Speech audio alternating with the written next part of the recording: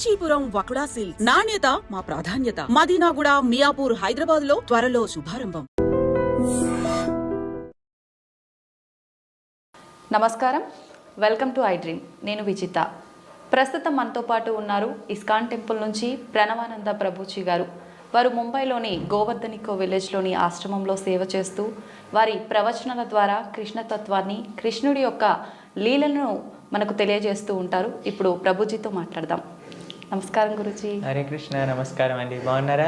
బాగున్నాను ప్రభుజీ, మీరు ఎలా ఉన్నారు? బాగున్నాండి. చాలా సంతోషంగా ఉంది ప్రభుజీ మీతో ఇలా కలవటం, మీతో మాట్లాడటం. ప్రభుజీ, కృష్ణతత్వం అంటుంటారు. అసలు కృష్ణతత్వం అంటే ఏంటి ప్రభుజీ? మీరు ప్రేమ గురించి విన్నారా? వినే ఉంటారు. విన్నాం. ప్రేమ, పరిపూర్ణమైన ప్రేమతత్వమే కృష్ణతత్వం అంటే. ఓకే. అయినా మూర్తీభవించిన ప్రేమ స్వరూపం, మూర్తీభవించిన ఆనంద స్వరూపం. భగవంతుడి గురించి మన శాస్త్రములలో సత్ చిత్ ఆనంద స్వరూపము అని భగవంతుడి గురించి అంటారనమాట. ఇప్పుడు చూడండి, కృష్ణుడి లీలలు ఎటువంటిది అని అంటే, ఎవ్వరు ఆయనని ఏ విధంగా ఆశ్రయించినా సరే ఆయనని అట్రాక్ట్ చేసేస్తారనమాట. ఆకర్షణ మనకి మన గ్రావిటీ అని అంటారు. మన భూమికి ఉంటుంది గ్రావిటేషన్ ఎనర్జీ. అది ఏం చేస్తుంది అని అంటే, పైకి ఏదైతే ఉంటుందో దాన్ని కిందికి లాగేస్తుంది అనమాట గ్రావిటీ వల్ల. కానీ కృష్ణుడు ఎలాంటి వాడంటే, ఎంత కింద పడిపోయిన వాడినైనా సరే పైకి లాగేస్తూ ఉంటాడు. అది ఆయన దగ్గర ఉండే శక్తి అనమాట.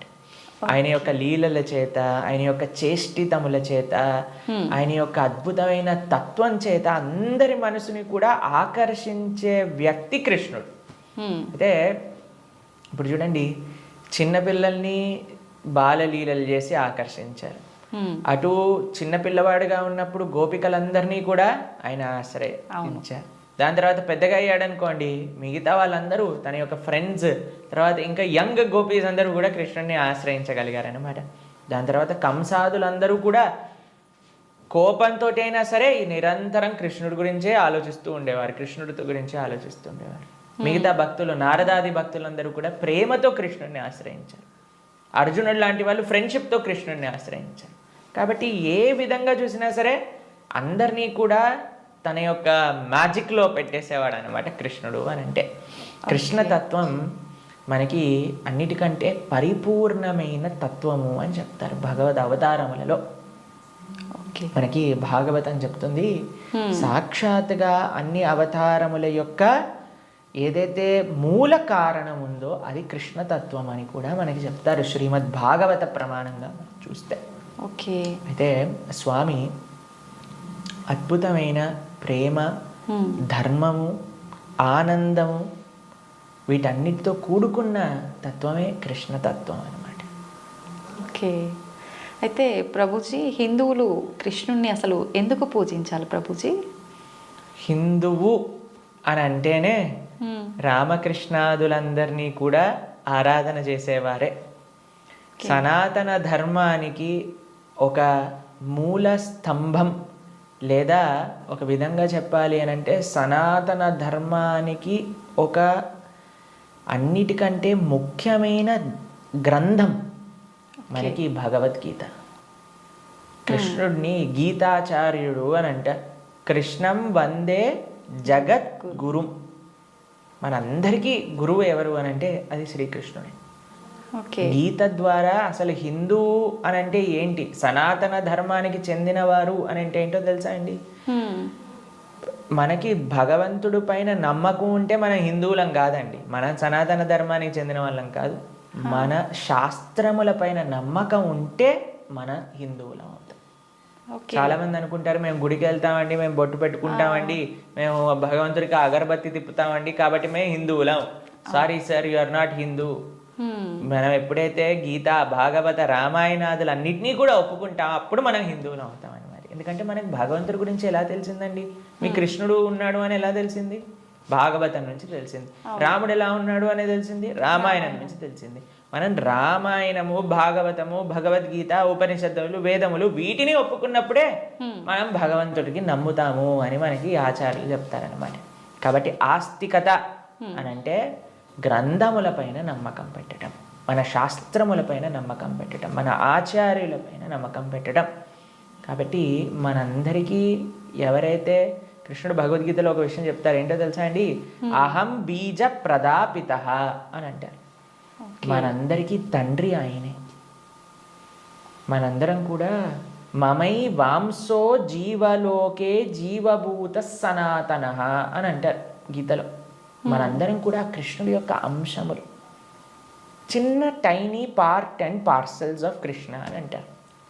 అంటే మీకు ఎక్స్ప్లెయిన్ చేయాలి అని అంటే, ఒక పెద్ద బంగారపు ముద్ద ఉందనుకోండి, 1 kg బంగారపు ముద్ద ఉంది, మీకు ఒక ఉంగరం చేయించుకోవాలి అని అందనుకోండి, దాంట్లో కొద్ది బంగారం తీసి మనం ఉంగరం చేయిస్తాం. కృష్ణుడు ఆ బంగారపు ముద్ద లాంటి వారనమాట, మనమేమో చిన్న చిన్న ఉంగరం లాంటి వాళ్ళం అనమాట.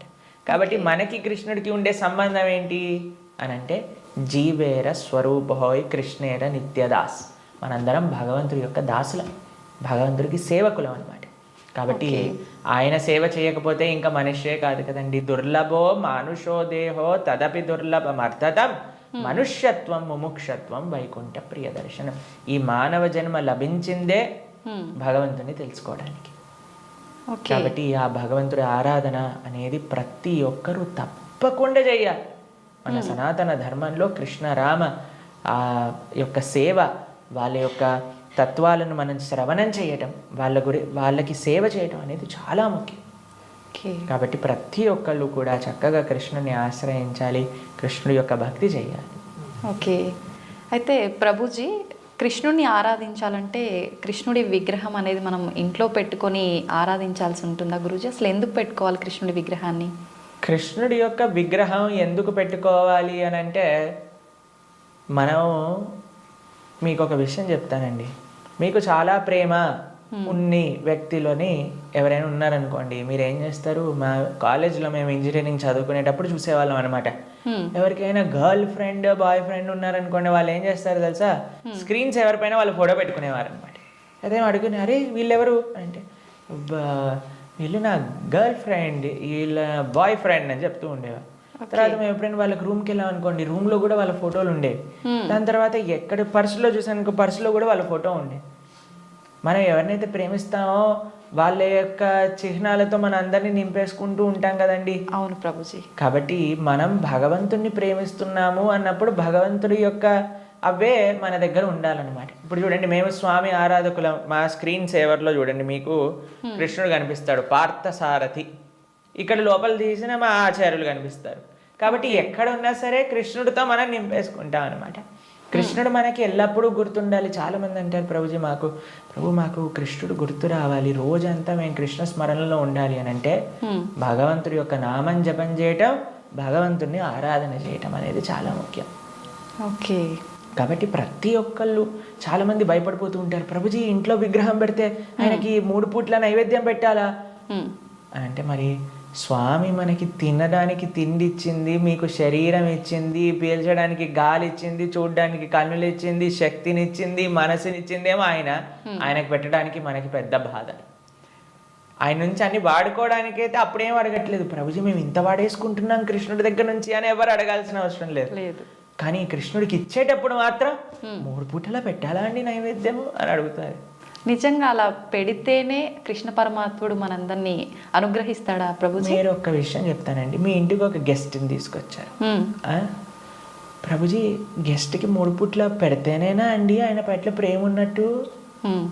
ఆయన ఉపవాసం ఉంటే నాకేముందండి, ఆయన వచ్చి అక్కడ ఉన్నాడు, ఆయనంతా ఆయన ఉంటాడు, ఆయనకి ఏదైనా ఆకలేస్తూ వండుకొని తినమనండి అని అంటారండి గెస్ట్ని ఎవరినైనా? లేదు ప్రభుజీ.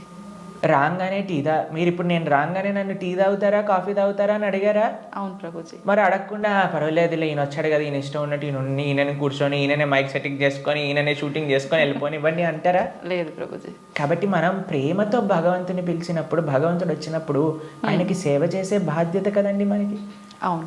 ఆయనకేం కావాలని కాదు, కానీ మనకు ఆయన పట్ల ఉండే ప్రేమను వ్యక్త చేసుకోవడానికి మనం సేవ చేసుకోవాలి. ఇప్పుడు ఆయనకి రావాల్సిన అవసరం ఏముందండి? మీరు ఇందాక అన్నారు, ప్రభుజీ మీరు వచ్చినందుకు చాలా సంతోషమైంది అని. కాబట్టి మనలాంటి ఏదో చిన్న వ్యక్తి ఒకళ్ళ దగ్గరికి వెళ్తేనే మనం సంతోషపడుతున్నామే, అఖిలాండ కోటి బ్రహ్మాండ నాయకుడు మన ఇంటికి వచ్చాడు ఒక విగ్రహ రూపంలో మన సేవ స్వీకరించడానికి అని అంటే ఎంత ఆనందంతో మనం స్వామిని స్వీకరించాలి చెప్పండి. ఎంత విశేషంగా స్వామిని ప్రేమించాలి చెప్పండి. అవును ప్రభుజీ. మన ఇంట్లో భగవంతుడు అంటే ఒక వ్యక్తి. ఆయన మన దగ్గరికి వచ్చారు, మనం పిలిచి నమ్మకంతో వస్తే అక్కడ ఉంటాడు. కృష్ణ అనగానే స్వామి అక్కడ ఉన్నారు. ఇప్పుడు మనం ఏం చేస్తాం, భగవంతుడి యొక్క పూజ అంటే పెద్ద ఏదో వీళ్ళు అనుకుంటారు ఒక ఎక్స్ట్రా బాధ్యత మా తలపైన వేసేస్తారని. కాదండి, ఈజీ. ఇప్పుడు నేను వచ్చాక మీరేమన్నారు, రండి కూర్చోండి, నీళ్లు తాగుతారా, ఏదన్నా తీసుకుంటారా, అంతే భగవంతుడి ఆరాధన.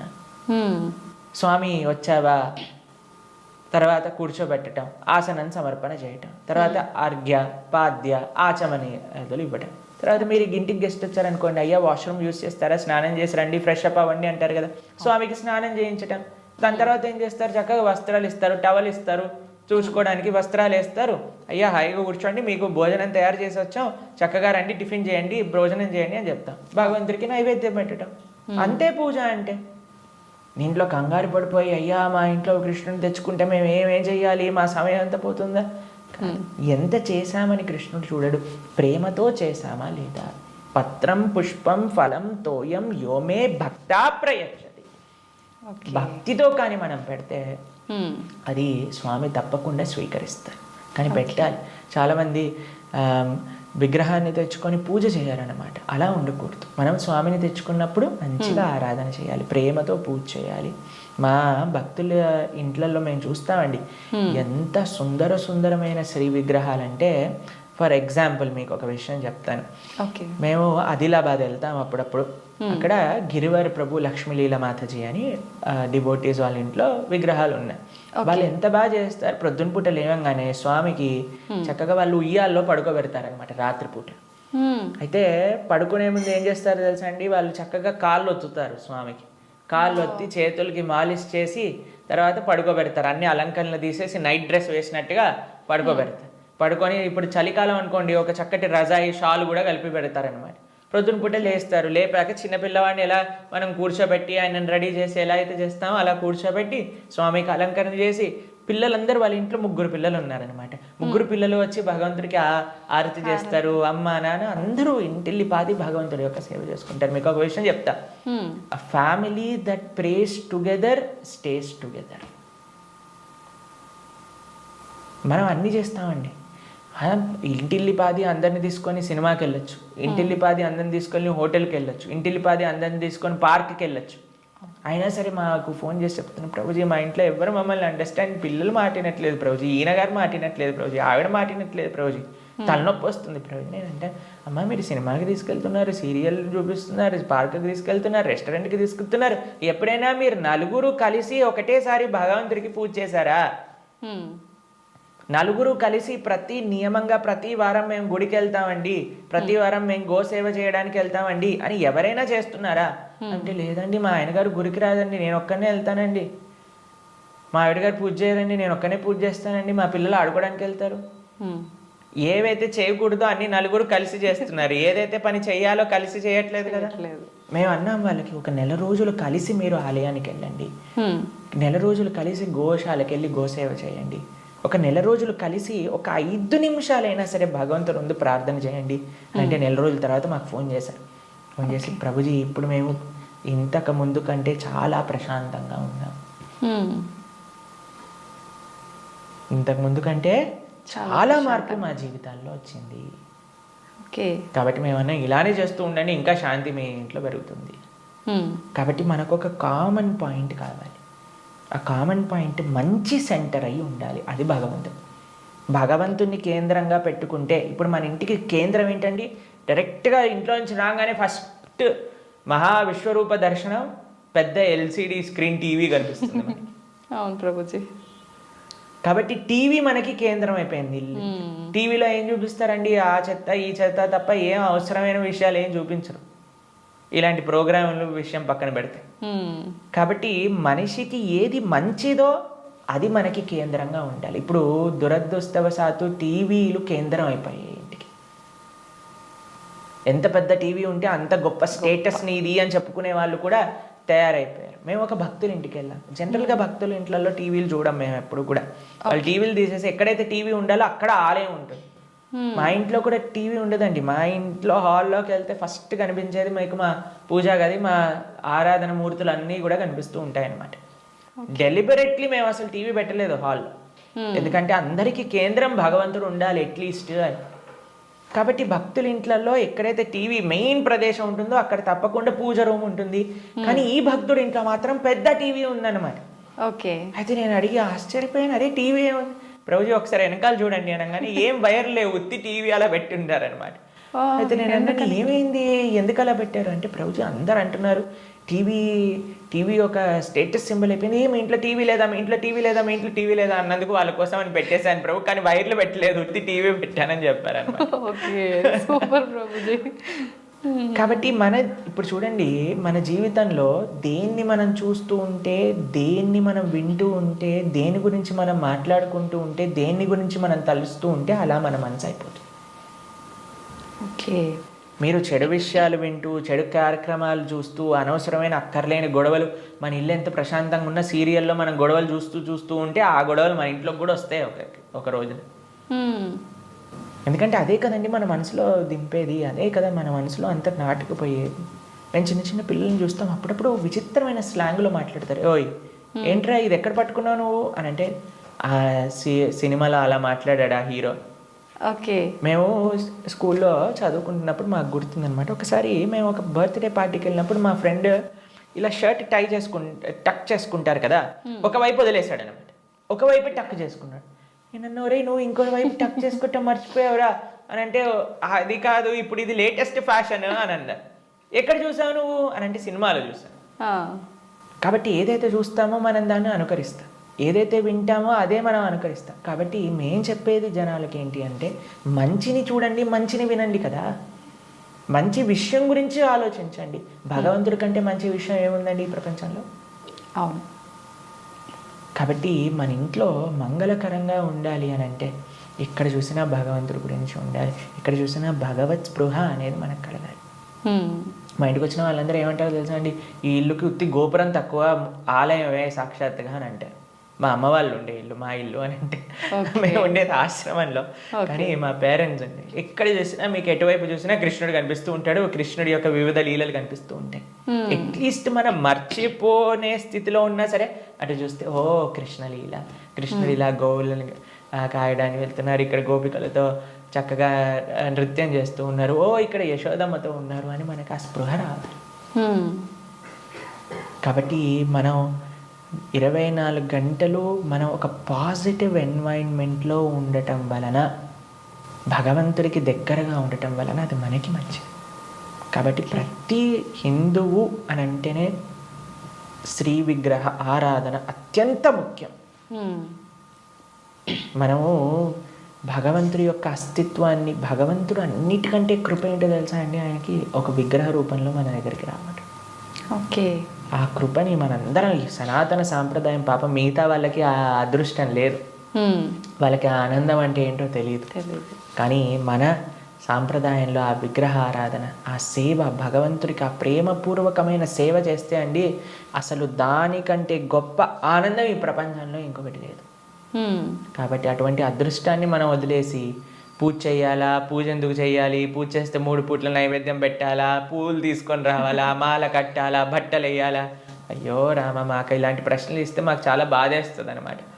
ఎందుకంటే మన పెద్దలందరూ, మన ఆచార్యులందరూ, మన గురువులందరూ భగవంతుడి యొక్క ఆరాధన ఎలా చెయ్యాలి, ఎంత బాగా చెయ్యాలి అని జీవితం యొక్క గోల్ భగవంతుడి ఆరాధన కోసం పెట్టేస్తే, భగవంతుడి యొక్క శ్రీమూర్తులను కాపాడటంలో పెట్టేస్తే, మనం మాత్రం ఇప్పుడు మోడర్న్ డే 21st సెంచరీ హిందువులు పూజ చేయాలా అని అడిగే స్థితిలోకి వచ్చేసారు.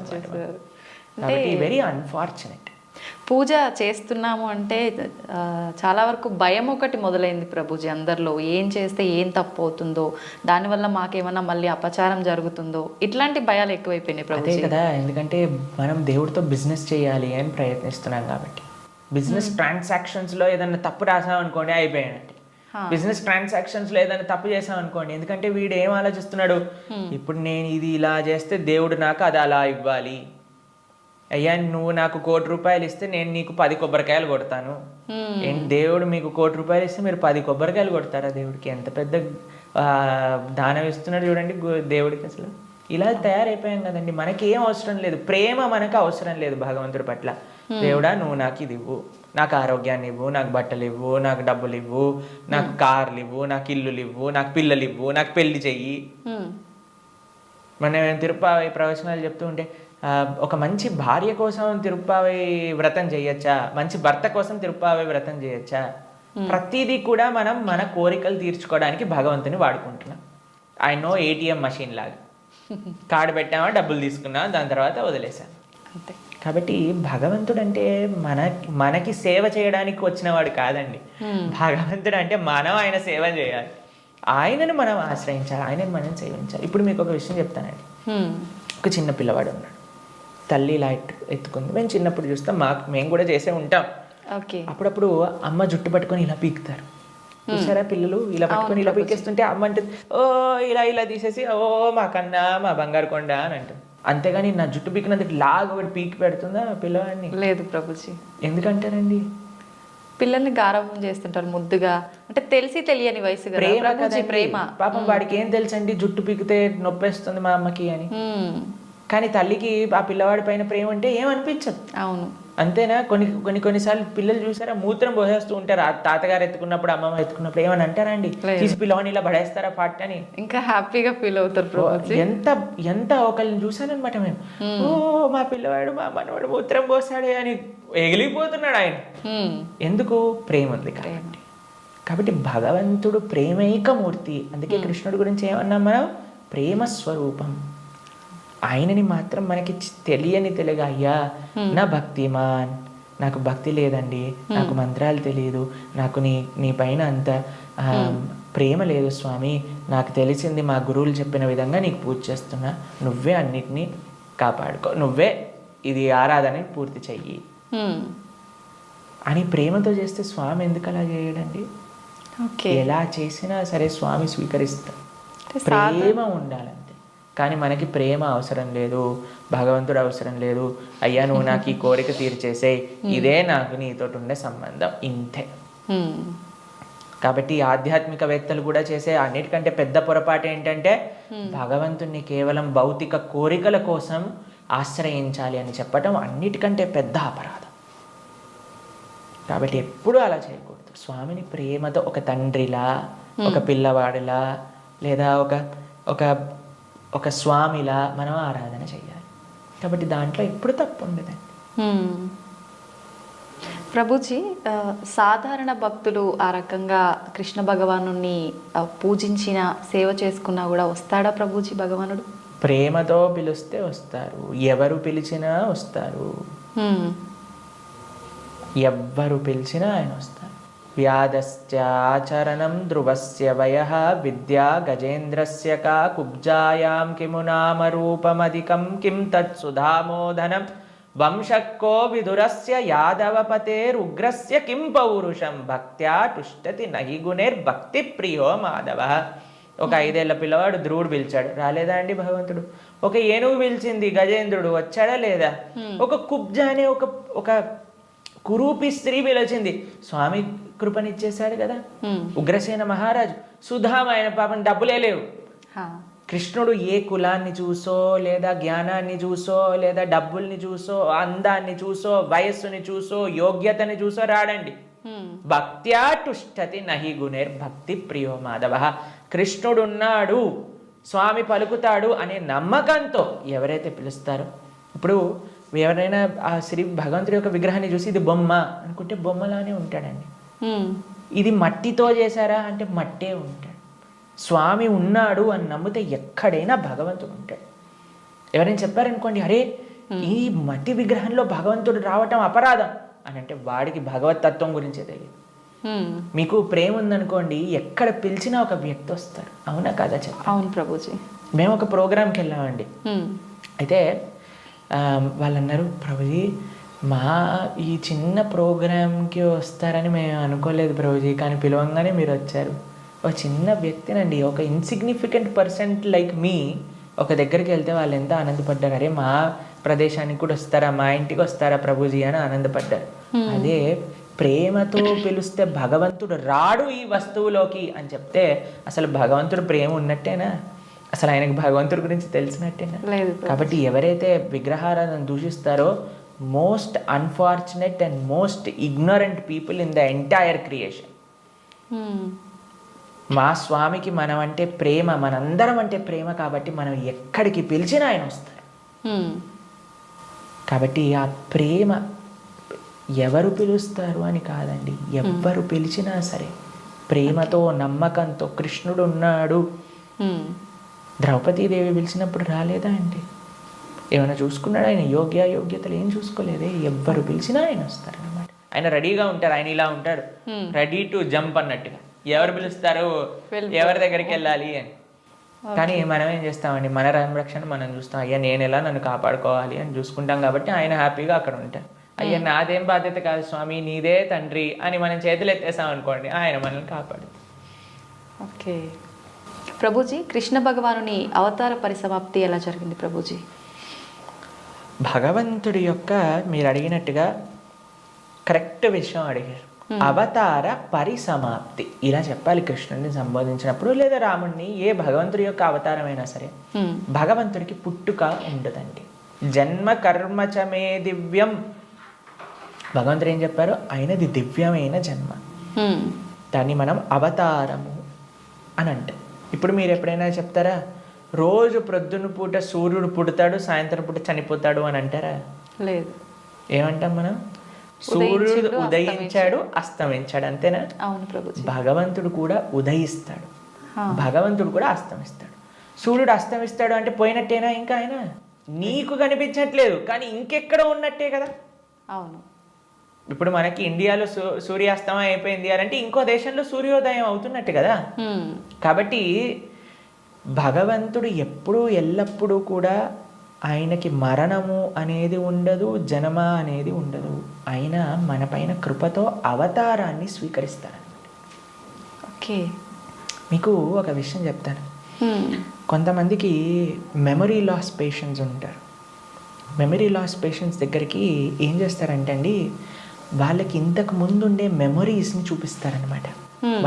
వాళ్ళ పిల్లల్ని, లేదా వాళ్ళు చిన్నప్పుడు తీసిన ఫొటోస్ని, వాళ్ళు ఉన్న ఊర్లని, అవన్నీ ఇలా చూపిస్తూ ఉంటారనమాట.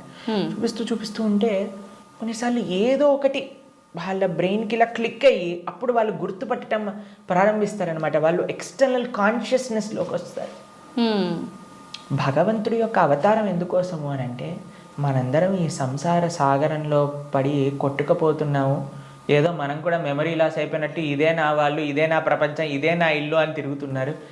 వీడి నిజమైన స్వరూపాన్ని చూపించాలి అని స్వామి అవతరించి, స్వామి యొక్క లీలల ద్వారా, రామాయణ భాగవతాదుల ద్వారా, అయ్యా ఇది నువ్వు ఈ ప్రదేశానికి చెందినవాడివి అని మనకు చూపిస్తారు. అప్పుడు ఓ నేనైతే ఈ మనుష్యుని కాదా, ఓ అయితే ఇది నేను ఈ కులానికి చెందినవాడిని కాదా, ఈ ప్రాంతానికి చెందినవాడిని, నేను కృష్ణుడి దాసున్నా, నేను ఉండాల్సింది ఆ భగవంతుడి యొక్క లోకంలో కదా అని మనం కూడా మర్చిపోయిన వాళ్ళకి కొద్దిగా బుద్ధిని ఇవ్వడానికి స్వామి అవతార స్వీకారం చేస్తారనమాట. మనందరం పడిపోయి ఈ సముద్రంలో పడిపోవటం అంటే ఏంటండి? మునిగిపోవటం. అవును. కానీ సముద్రంలో మునిగేవాడిని కాపాడాలి అని అంటే ఎక్కడో ఆకాశం నుంచి కాపాడలేం కదండి, ఆయన కూడా సముద్రంలోకి రావాలి కదా. అలా భగవంతుడు కూడా ఈ ప్రపంచంలో దిగి మనల్ని పట్టుకొని బయటికి తీసుకురావడానికి ఆయన ఒక అవతారాన్ని స్వీకరిస్తారు. ఆ ప్రయోజనం అయిపోయినట్టు ఏంటి ప్రయోజనం భగవంతుడు అవతరించడానికి? భగవద్గీతలో కృష్ణుడు చెప్పారు, యదా యదా హి ధర్మస్య గ్లానిర్భవతి భారత. అయ్యా ఎక్కడైతే ధర్మం నశిస్తుందో అక్కడక్కడ నేను అవతరిస్తా. పవిత్రానాయ సాధూనాం వినాశాయ చతుష్కృతాం ధర్మ సంస్థాపనార్థాయ సంభవామి యుగే యుగే.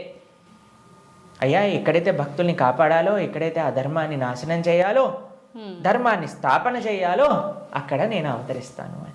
కాబట్టి అప్పుడప్పుడు భగవంతుడు వివిధ రూపాలలో అవతరిస్తారు. అవతారం అయిపోయింది అంటే ఆ ప్రయోజనం అయిపోయింది అన్నప్పుడు అవతార పరిసమాప్తి చేస్తారనమాట. కాబట్టి చాలామంది కృష్ణుడు చనిపోయాడు, కృష్ణుడు పుట్టాడు. కృష్ణుడు పుట్టలేదండి, కృష్ణుడు చనిపోలేదు.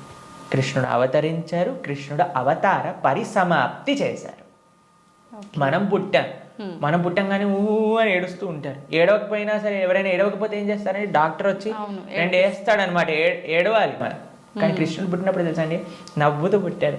అమ్మ నాన్న ఆశ్చర్యపోయాడు. జలధరుదేహు నాజాను చతుర్బాహు సరసీరు జాక్షు విశాలాక్షు జారు గదా శంఖ చక్ర పద్మ విలాసు కంఠ కౌస్తుభమణి కాంతిబాను కమనీయ కటిసూత్ర కంకణ కేయూర శ్రీవత్సలాంఛనాంచిత విహారు సురకుండల ప్రభాయుత కుంటల లాటు వైఢూర్య మణి గణవర కిరీటు బాలు పూర్ణేందు రుచిజాలు సుగుణాల బాలు భక్తలోక బాలు కృపావిశాలు జూచి తిలకించి పొలకించి యొబ్బి చెలరేగ వసుదేవుడు ఉత్సహింపే అని అంటారనమాట భాగవతంలో. అంత ఆనందపడిపోయేవాడు కృష్ణుని చూశాక వసుదేవుడు పుట్టంగానే శంఖచక్ర గదా పద్మములు పట్టుకొని. వసుదేవుడు అంతా ఆనందపడ్డారనమాట కృష్ణుడు అవతరించినప్పుడు. ఎప్పుడైనా మీరు చూసారండి పిల్లవాడు పుట్టినప్పుడు నాన్న అమ్మ బాగున్నారా మీరు అని అడగటం? కానీ కృష్ణుడు పుట్టంగానే వాళ్ళ చరిత్రలు మొత్తం కూడా చెప్తారు, వసుదేవుడిది ఇంకా దేవకీ దేవిది. దాంతోపాటు ఎంత ఆనందంగా అంటే చతుర్భుజ రూపంలో ఎవరైనా పిల్లలు చూసారా శంఖచక్రం పట్టుకొని రావటం? లేదు. కాబట్టి మనందరం ఏడుస్తూ పుట్టాం కాబట్టి మనది జన్మ. కానీ కృష్ణుడు నవ్వుతూ ఆయన యొక్క స్వరూపంతో అవతరించి తల్లిదండ్రుల్ని ఉద్ధరింపజేయడానికి స్వీకరించిన అవతారము అని అంటారు. కాబట్టి భగవంతుడికి ఎలా అయితే పుట్టుక లేదో అలానే మరణము కూడా లేదు. స్వామి ఎప్పుడు కూడా ఈ వర్డ్ యూజ్ చేయకూడదు కృష్ణుడి దగ్గర. కృష్ణుడు చనిపోయాడట, రాముడు చనిపోయాడట, ఇవన్నీ మనం అపరాధం అవుతుంది అనమాట. కాబట్టి మనం కరెక్ట్గా మీరు చెప్పిన వర్డ్గా అవతార పరిసమాప్తి, కృష్ణుడి యొక్క అవతార పరిసమాప్తి ఎలా జరిగింది? మేము ఇన్స్టాగ్రామ్లలో యూట్యూబ్లలో ప్రకారంగా చెప్పట్లేదు, శాస్త్రంలో ఏ విధంగా ఉందో ఆ విధంగా చెప్తున్నాం. కాబట్టి దీంట్లో చాలా తేడా ఉంది. ఎందుకంటే మాకు అప్పుడప్పుడు రీల్స్ పంపిస్తూ ఉంటారు, అందులో ఏదో కృష్ణుడు ఇలా అయిపోయాడట అలా అయిపోయాడట అని చెప్తూ ఉంటారు. దాన్ని నమ్మకండి. మీరు శాస్త్రాన్ని అధ్యయనం చేసిన వాళ్ళు ఏం చెప్తున్నారు, అలానే ఇప్పుడు ప్రతి ఒక్కరు కూడా కృష్ణుడి గురించి మాట్లాడడానికి రెడీ అయిపోయారు. ప్రతి ఒక్కరు కూడా ధర్మం గురించి మాట్లాడడానికి రెడీ అయిపోయారు. ప్రతి ఒక్కళ్ళు కూడా సాధువుల్ని ప్రశ్నించడానికి రెడీ అయిపోయారు. కానీ సాధన ఏమీ లేదు, శాస్త్ర అధ్యయనం ఏమీ లేదు, సేవ ఏమీ లేదు. ప్రతి ఒక్కరికి మైక్ వచ్చింది కదా, కెమెరా ఉంది కదా అని మాట్లాడుతున్నారు అనమాట. కానీ అది కాదండి కరెక్ట్ విధానం. తద్విద్ధి ప్రణిపాతేన పరిప్రశ్నేన సేవయా ఉపదేశంతితే జ్ఞానం జ్ఞానిన తత్వదర్శన. ఒక గురువు దగ్గరికి వెళ్ళి సేవ చేస్తూ ఎంత కష్టం తెలుసా అండి మీకు? ఒక విధంగా శాస్త్రం విషయాలు నేర్చుకోవాలి అని అంటే ఆ నమ్మకం, ఆ డెడికేషన్, ఆ ఇంట్రెస్ట్, ఆ సేవ, పరిప్రశ్న ఇవన్నీ కావాలి మనకి. ఇప్పుడు ఒక విషయం మనకి టీవీ మాధ్యమంగానో మన ఇంటర్నెట్ మాధ్యమంగానో అన్ని సులభము అయ్యాయి. ఆ సులభం అవ్వటంలో రెండు ఉన్నాయి. ఎవరైనా మాట్లాడింది మనం నమ్మేస్తాం. అలా కాదు. మనం ఎప్పుడు మేము ఒకటే విషయం చెప్తాం, ఎవరైతే సాధువులు చక్కటి పరంపరాగతంగా జ్ఞానాన్ని నేర్చుకున్నారో, ఎవరైతే శాస్త్ర అధ్యయన చేశారో అటువంటి వాళ్ళ దగ్గర నుంచి మనం వినాలి. ఎవరైతే గురువుల్ని ఆశ్రయించి గురువుల దగ్గర నుంచి విన్న వాళ్ళు ఉన్నారు, ఎవరైతే జీవితంలో సొంతంగా దాన్ని సాధన రూపంగా వాళ్ళు చేస్తున్నారో అటువంటి వాళ్ళ దగ్గర నుంచి వినాలి. కాబట్టి మనకి భాగవతం చెప్తుంది, భగవంతుడు ఒకానొక సమయంలో అయ్యా ఈ ప్రపంచంలో ఉండే అధర్మ మొత్తం కౌరవుల వైపు ఒక్కసారి అందరినీ గ్యాదర్ చేసేసి కంప్లీట్ చేసేస్తాడు అనమాట. ఇక అయిపోయింది అని అనుకున్నప్పుడు ఆయన చక్కగా ఒక దగ్గర ప్రభాస క్షేత్రము అనే ప్రదేశంలో ఆయన ఇలా ఉన్నారనమాట. ఉన్నప్పుడు ఒక వేటగాడు వచ్చి ఒక జింకని వేటాడుతున్న ఆయన కృష్ణుడి యొక్క పాదాన్ని, శ్రీపాదాలను చూస్తూ జింకలా అనుకొని బాణాన్ని వేశాను. వేసినప్పుడు అది కృష్ణుడి యొక్క పాదానికి తాకింది. మీకు ఒక విషయం చెప్తాను, లాజికల్గా ఆలోచిద్దాం. మీ అందరికీ లాజిక్ థింకింగ్ చాలా ఎక్కువ కదండి. పాదాలలో బుల్లెట్ దిగింది అని అనుకుందాం, బాణం కూడా పక్కన పెట్టేసేయండి, చనిపోయాడు అని మీరు ఎప్పుడైనా విన్నారా? లేదు. మన సీరియళ్ళల్లో సినిమాలలో అయితే ఇక్కడ బుల్లెట్ తగినా సరే లేచి నించొని మళ్ళీ మాట్లాడిన వాళ్ళు ఉన్నారు. కాబట్టి పాదాలలో బాణం తలిగితే ఎలా కృష్ణుడిని అవతార సమాప్తి చేశారు, శరీరాన్ని చాలించేశారు అని ఎలా చెప్తాను చెప్పండి? కాబట్టి అదొక లీల. ఎందుకండి కృష్ణుడు ఇలా లీల చేశారు? ఎందుకంటే ఆయన చనిపోయాడు అని చెప్పడానికి కొంతమందికి వీలు చూపించాలి కదా. కృష్ణుడు అండి ఈజ్ నాట్. ఇప్పుడు కొంతమంది అంటారు, మా దేవుణ్ణి నమ్మకపోతే నువ్వు నరకానికి వెళ్ళాల్సిందే. కృష్ణుడు అలాంటి వాడు కాదనమాట. కాబట్టి అయ్యా నువ్వు నన్ను నమ్ముకో, నేను నీకు కావాల్సినంత శ్రద్ధ, విశ్వాసం, భక్తిని ఇస్తాను. నువ్వు నన్ను నమ్మకు, నీకు కావాల్సినన్ని రీజన్స్ ఇస్తాను నన్ను నమ్మకపోవడానికి. కాబట్టి అటువంటి వాళ్ళకు ఒక రీజన్ ఇవ్వడానికి అనమాట. భక్తులకి భగవంతుడు అంటే ఎంత అపరిమితమైన ప్రేమ ఉంటుంది అని అంటే స్వామి యొక్క అవతార పరిసమాప్తి గురించి ఎందుకంటే స్వామి యొక్క ఈ ప్రపంచంలో ఇలా ఉన్న స్వామి అక్కడ ఉన్న భక్తులకు ఒకటే. అప్పుడు జరా అనేవాడికి ఏం చెప్పారు, అయ్యా తప్పైపోయింది స్వామి, నీ శ్రీపాదానికి నేను బాణం వేసా అంటే ఏం కంగారు పడకు, నువ్వు వైకుంఠానికి వెళ్ళిపో అంటే ఆయన ప్రదక్షిణ చేసి ఆయన వైకుంఠానికి వెళ్ళిపోతాడు బాణం వేసినోడు. కానీ బాణం తలిగిన వాడేమో చనిపోయాడు, శరీరాన్ని విడిచిపెట్టేశారు. ఒకళ్ళు చెప్తున్నారు కృష్ణుడు నరకంలో ఉన్నాడట. ఏంటండి, బాణం వేసిన వాడిని వైకుంఠానికి పంపించి ఈయనెందుకు నరకానికి వెళ్తారు చెప్పండి. కాబట్టి భాగవతం ఏం చెప్తుంది అని అంటే ఆయన కృష్ణుడు అలానే నవ్వుతూ అందరూ దేవతలందరూ కూడా వాళ్ళ వాహనాలలో ఆకాశాన్ని మొత్తంలో కూర్చొని అయ్యా మా కోసం నువ్వు అవతరించావు, ఇంతమంది దుష్టుల్ని సంహరించావు అని పుష్పవృష్టి కురిపిస్తుండగా స్వశరీరంతో, అలాని శరీరం వదిలేసి కృష్ణుడు ఆత్మ వెళ్ళిపోయింది. కృష్ణుడికి ఆత్మ మనలాగా శరీరం వేరు వేరు కాదు, ఆయన సచ్చిదానంద స్వరూపం. మొత్తం ఆయనకి ఆత్మ వేరు, శరీరం వేరు, హార్ట్ వేరు అలా ఉండదండి. స్వామి ఒకటే ఒక అద్భుతమైన స్వరూపం అనమాట.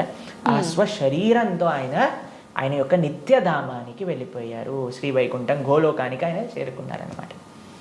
కాబట్టి ఆయన అవతరిస్తారు, అవతార పరిసమాప్తి చేస్తారు, appears and disappears.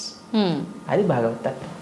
Prabhuji, Krishna భక్తుల్ని ఏమంటారు గురూజీ, ఏమని పిలుస్తారు? భగవంతుణ్ణి ఆశ్రయించిన వాళ్ళని, కృష్ణుని విష్ణువుని ఆశ్రయించిన వాళ్ళని వైష్ణవులు అని పిలుస్తారనమాట.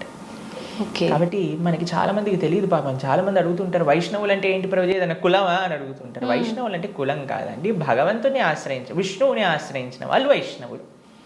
కాబట్టి కృష్ణ భక్తులను ఎక్స్క్లూజివ్గా భగవంతున్నే శరణాగతి చేసిన వాళ్ళని వైష్ణవులు, శరణాగతులు అని అంటారనమాట. ప్రపన్నులు అని అంటారు, ముముక్షువులు అని అంటారు.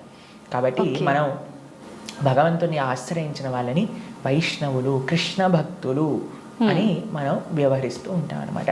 స్వామి నీవే తప్ప ఇతప్పరం బెరుగని, స్వామినే ఆశ్రయించి జీవితాన్ని స్వామి కోసమే సమర్పణ చేసి గజేంద్రుడు ప్రార్థన చేశారు కదండి. ఆ విధంగా స్వామికి మాత్రమే స్వామి దివ్య శ్రీచరణాలకు శరణాగతి చేసిన వాళ్ళని వైష్ణవులు అని అంటారు. ఓకే. అయితే ప్రభుజీ, కృష్ణుని ఒక్కొక్కరు ఒక్కొక్క రకంగా పిలుచుకుంటారు. అసలు నిజంగా కృష్ణుని ఏమని పిలుస్తారు గురు? సాంకేత్యం పారిహాసం సోహం హేళనమేవ వా వైకుంఠనామగ్రహణం అశేషాకహరం విదుహు. అయ్యా ప్రభుజీ, మీరు మంటని ముట్టుకుంటే ఏమవుతుంది అని అంటే ఎవరు ఏ విధంగా మంటని ముట్టుకున్నా కాలుతుంది. అలానే కృష్ణుని ఎవరు ఏ విధంగా పిలిచినా సరే వాళ్ళకి ఫలితం వస్తుంది అనమాట. సాంకేత్యం పారిహాసం స్తోహం హేళనమేవ జోగ్గా చూడు హరే కృష్ణ వాడు వెళ్తున్నాడు అన్నా సరే, కృష్ణనామం అన్నాడా వాడికి ఆ ఫలితం దొరుకుతుంది అనమాట. వీళ్ళు హరే కృష్ణ వాళ్ళు పుస్తకాలు డిస్ట్రిబ్యూట్ చేస్తుంటారు రోడ్డు పైన అని కోపంగా అన్నా కృష్ణుడు అని చెప్పాను కదా, పని చేస్తుంది అనమాట. ఏ విధంగా మందు లోపలికి వెళ్ళినా సరే పని చేసినట్టుగా స్వామిని ఎవరు ఏ విధంగా ప్రేమించినా సరే, మనం భగవంతుని ఎలా పిలవాలి అని మీరు అడిగారు కదా, ఎలా పిలిచినా ఫలితం ఇచ్చేవాడి యొక్క నామం అయితే ప్రేమతో పిలిస్తే ఇంకేం జరుగుతుంది చెప్పండి. అసలు ఇంకా మంచి అద్భుతంగా ఆ యొక్క భక్తి, ఆ యొక్క ప్రేమ, విశ్వాసంతో మనం ఎప్పుడైతే ఆ భగవంతుడి యొక్క నామాన్ని తీసుకుంటామో, కలో దోష నిదే రాజన్ అస్తి ఏకోన్ మహాన్ గుణాన్ కీర్తనాతేవ కృష్ణస్య ముక్త సంగ పరం బ్రజేత్. ఈ కలియుగంలో అన్ని దోషాలతో నిండిపోయింది. ఎక్కడ చూసినా సరే అండి, మాకు ఫోన్ చేసిన వాళ్ళందరూ ప్రభుజీ ఈ బాధ, ఆ బాధ, ఈ కష్టం, వాడు అలా చేశాడు, వీడు ఇలా చేశాడు, వీళ్ళు అలా మోసం చేశారు, వాళ్ళు అలా మాట్లాడుతున్నారు, వీళ్ళు ఇలా ఇబ్బంది పెడుతున్నారు, ఇదే అండి. ఎక్కడ చూసినా సరే, న్యూస్ చూసినా, టీవీ చూసినా, ఎక్కడైనా ఇదే కదండి అంతా కూడా. ఇక్కడ ఆ యుద్ధం జరుగుతుంది, ఇక్కడ ఈ యుద్ధం జరుగుతుంది, ఇక్కడ ఈ దొంగతనం అయింది, అక్కడ యాక్సిడెంట్ అయింది. ఎక్కడ చూసినా ఈ ప్రపంచంలో కష్టాలే అట. ఈ కష్టాలతో నిండిపోయిన ఈ ప్రపంచంలో నుంచి బయటపడాలి అని అంటే ఏకైక మార్గం ఏమిటి అని అంటే భగవంతుడి యొక్క నామస్మరణ. కేవలం భగవన్నామస్మరణ మాత్రమే మనల్ని తరింపజేస్తుంది ఈ ప్రపంచంలోంచి. అందుకే కృతేయ ధ్యాయతో విష్ణుం త్రేతాయాం యజతో మకై ద్వాపరే పరిచర్యాయాం కలో తత్హరికీర్తనం. ఈ కలియుగంలో శాస్త్రం ఇచ్చిన ఒక అద్భుతమైన ఔషధం ఏంటి అని అంటే భగవన్నామ స్మరణ. ప్రేమతో, మనస్సుతో ఆ భగవంతుడి యొక్క నామాన్ని స్మరించాలి. హరే కృష్ణ కృష్ణ కృష్ణ హరే హరే, హరే రామ రామ రామ హరే హరే. ఇది మహామంత్రం. అందుకే హరిర్నామ హరిర్నామ హరిర్నామైవ కేవలం కలోర్నాస్తైవ నాస్తైవ నాస్తైవ గతిరన్యద అని చెప్పారనమాట శాస్త్రంలో. ఆ భగవంతుడి యొక్క నామస్మరణ తప్ప ఈ కలియుగంలో ఇంకొక మార్గం లేదు తరించడానికి అని కూడా మన శాస్త్రం చెప్తుంది. కాబట్టి ప్రేమతో, భక్తితో, శ్రద్ధతో, విశ్వాసంతో, నమ్మకంతో మనం భగవంతుడి యొక్క నామస్మరణ చేయాలి. ఓకే. అయితే ప్రభుజీ, కృష్ణుడి విగ్రహం పెట్టుకుంటుంటారు చాలామంది. అసలు ఎందుకు పెట్టాలి గురూజీ కృష్ణుడి విగ్రహాన్ని? ఇందాక మనం మాట్లాడుకున్నట్టుగా మనకి ఏ వ్యక్తి పైన అయితే ప్రేమ ఉంటుందో ఆ వ్యక్తి యొక్క స్వరూపం మన దగ్గర ఉంటుంది. కాబట్టి మన యొక్క స్వరూపమే భగవంతుడి యొక్క దాసులు. కాబట్టి భగవంతుడిని ఆరాధన చేయాలి. మనం చాలామంది చేసే తప్పు ఏంటంటే స్వామి లేకుండా అమ్మని, అమ్మ లేకుండా స్వామిని ఆరాధన చేస్తూ ఉంటారు. అలా కాదు, మనం రాధాకృష్ణుని ఇరువురిని ఆరాధన చేయాలి. మీరు ఇంట్లో శ్రీ విగ్రహాలను పెట్టుకుంటున్నారు అని అంటే ఆరాధన కూడా తప్పకుండా చేయాలి. భగవంతుడికి నైవేద్యం పెట్టడం, ఆరతి ఇవ్వటం, ఉత్సవాలు జరపటం, అభిషేకాలు చేయటం, వీటన్నింటినీ కూడా చక్కగా చేసుకోవాలి. ఇది ప్రియారిటీగా చేసుకోవాలి. ఇది చేసుకుంటే మీ జీవితంలో ఆనందం వస్తుందండి. మిగతాది ఏది చేసినా ఆనందం రాదు. కాబట్టి మనం ప్రణవానంద దాస్ అనే యూట్యూబ్ ఛానల్లో మనకి సదాచారం కోర్సులో మనం ఎలా భగవంతుడి యొక్క ఆరాధన చేయాలి అని చెప్పి ఉన్నాం. దాన్ని తప్పకుండా శ్రవణం చేయండి. అలానే భగవంతుడి యొక్క శ్రీ విగ్రహాలు మీరు తీసుకునే ముందు మనం సంపూర్ణ భాగవతాన్ని చెప్పుకున్నాం. గీతా భాగవత మన ప్రణవానంద దాస్ అనే ఛానల్లో మీకు లభిస్తాయి. ఈ మొత్తం సిరీస్ని శ్రవణం చేయండి. అప్పుడు మీకు అసలు ఎందుకు నేను భగవంతుని ఆరాధన చేయాలి అనే దానిపైన క్లారిటీ వస్తుంది. దాని తర్వాత ఎలా ఆరాధన చేయాలి అనేది మీరు తర్వాత చూసుకుందరు. కానీ కాబట్టి మనం హిందువులుగా కేవలం నేమ్ సేక్ హిందూస్ అవ్వకూడదు. కేవలం బొట్టు పెట్టుకునే హిందూస్ అవ్వకూడదు. శనివారం ఉపవాసం చేసే హిందువులం అవ్వకూడదు. సంవత్సరానికి ఒకసారి వెంకటేశ్వర స్వామి దర్శనం చేసుకునే హిందువులం అవ్వకూడదు. మనం అవ్వాలి అని అంటే ఈ మన సనాతన ధర్మం యొక్క తత్వం ఏంటి, గీతా భాగవతాలు ఏం చెప్తున్నాయి, అసలు హిందూ అంటే ఏంటి అని ఫస్ట్ తెలుసుకోండి. దాని తర్వాత మీ జీవితంలో ఒక పర్పస్ అనేది మీకు లభిస్తుంది. నిజంగా అసలు చాలా మంచి విషయం గురువు గారు ఇదైతే. అసలు చాలామంది నిజంగా మీరు అన్నట్టు భగవంతుని పూజించాలి అంటే ఏదో మొక్కుబడికి పూజించడమే కానీ నిజంగా ఒక ప్రేమ అభిమానాలతోటి ఆ భగవంతుని కనుక పూజిస్తే మీరు చెప్పిన ఆ కృష్ణలీలలన్నీ చూపిస్తాడనేది నిజంగా చాలా మంచి విషయం ప్రభుజీ. నిజంగా భక్తుడు అంటే ఎవరు ప్రభుజీ? భగవంతుడి పట్ల పరిపూర్ణమైన నమ్మకం ఉన్నవాడు భక్తుడు. సుఖాలు వచ్చినా, దుఃఖాలు వచ్చినా, అవమానాలు వచ్చినా, పొగడతలు వచ్చినా, మన జీవితంలో ఏ సిచ్యువేషన్ వచ్చినా సరే మనం భగవంతుణ్ణి ఆశ్రయించి ఆయన పట్ల నమ్మకం ఉన్నవాడు భక్తుడు. చాలాసార్లు ఏమవుతుందంటే అండి, మనకి మంచి జరుగుతున్నప్పటి వరకు వెరీ గుడ్, మనం చాలా భగవద్భక్తులం అని అంటే, కానీ ఏదన్నా చెడు జరిగిపోయింది ఏమనుకోండి, నాకెందుకు ఇలా జరిగింది, నేను ఇంత మంచివాడిని, ఆయన ఎందుకు అలా చేయలేదు, కాబట్టి ఈయన నాకొద్దు అని అంటారు చాలా మంది. మీరు ఆశ్చర్యపోతారు. అసలు నాకు నా భక్తి జీవితంలో చాలా ఇన్స్పిరేషన్గా అనిపించింది. నేను ఇప్పుడు మనకి తెలుసు పాలస్తీన్ ఇంకా ఇజ్రాయెల్లో వార్ జరుగుతుంది, గాజా అనే ప్రదేశంలో. అయితే ఒక ఆవిడ, అసలు చాలా వీడియోస్ చూశాను ఒకదాని తర్వాత ఒకటి, అక్కడ ఉండే వాళ్ళు మొత్తం ఫ్యామిలీ నష్టం అయిపోయినా, పిల్లలు చనిపోయినా, ఏం చేసినా సరే వాళ్ళు ఇలా అంటున్నారనమాట, ఏ అల్లా నువ్వు మాకు ఇది చేసావు కానీ మేము మాత్రం నీకు స్తోత్రం చేస్తాం. వాళ్ళ లాంగ్వేజ్లో వాళ్ళు చెప్తున్నారనమాట, నువ్వు ఏం చేసినా సరే మా మంచికే చేస్తావని నాకు తెలుసు, కాబట్టి ఇంకా ఇంకా మేము మిమ్మల్ని పొగుడుతూనే ఉంటాము. ఆ సిచ్యువేషన్లో కూడా అసలు ఆ నమ్మకం ఎలా ఉంది అని నాకు చాలా ఇన్స్పిరేషన్గా అనిపించింది. అరే ఎంత ట్రూ డివోషన్ వాళ్ళకి ఉన్నది, ఒక నమ్మకం వాళ్ళ దేవుడి పట్ల వాళ్ళకు ఉన్నది. కానీ మనం ఎన్నిసార్లు చాలామంది చూస్తుంటాం. మొన్న నాకు ఎవరో వీడియో పంపించారు, అందులో చెప్తారు, ఒక వెంకటేశ్వర స్వామి ఫోటో ఉంటుందన్నమాట, ఒక ఆవిడ చెప్తారు, ఓయ్ నేను చెప్పింది చేస్తావా లేదా, ఇంకో దేవుడిని తీసుకొచ్చి పెట్టేయాలనా అని అంటుందన్నమాట. అయితే నేను చూసి ఆశ్చర్యపోయాను అనమాట. మనకి ఎందుకు ఇలాంటి ఫేత్, ఇలాంటి నమ్మకం ఎందుకు లేదు? ఎప్పుడైతే మనం ఎంతైతే మనకి ఇన్వెస్ట్మెంట్ చేస్తామో అంతే రిటర్న్ వస్తుంది కదండి. అలానే మన నమ్మకం, మాన అపమానాలు, ఇవి సుఖ దుఃఖాలు, ఇవన్నీ ప్రపంచంలో ఒక భాగం అండి. ఇదంతా జీవితంలో ఒక భాగం. అందుకే మన సనాతన సంస్కృతిలో ఎప్పుడూ మంచే ఉంటుంది అని చెప్పారు. అందుకే ఈ ఉగాది పచ్చడి మన నూతన సంవత్సరం ప్రారంభమైనప్పుడు షడ్రుజోపేతం కదండి, చెప్పుకున్నాం. కాబట్టి ప్రతి ఒక్కటి కొద్దిగా అది కావాలి, కొద్దిగా ఇది కావాలి. కానీ మనం ఏం చేస్తామంటే, ఎవరికైతే అచంచల విశ్వాసం ఉంటుందో భగవంతుడి పట్ల, స్వామి నువ్వేం చేసినా నా మంచే చేస్తావు అనేవాడు నిజమైన భక్తుడు. ఓకే.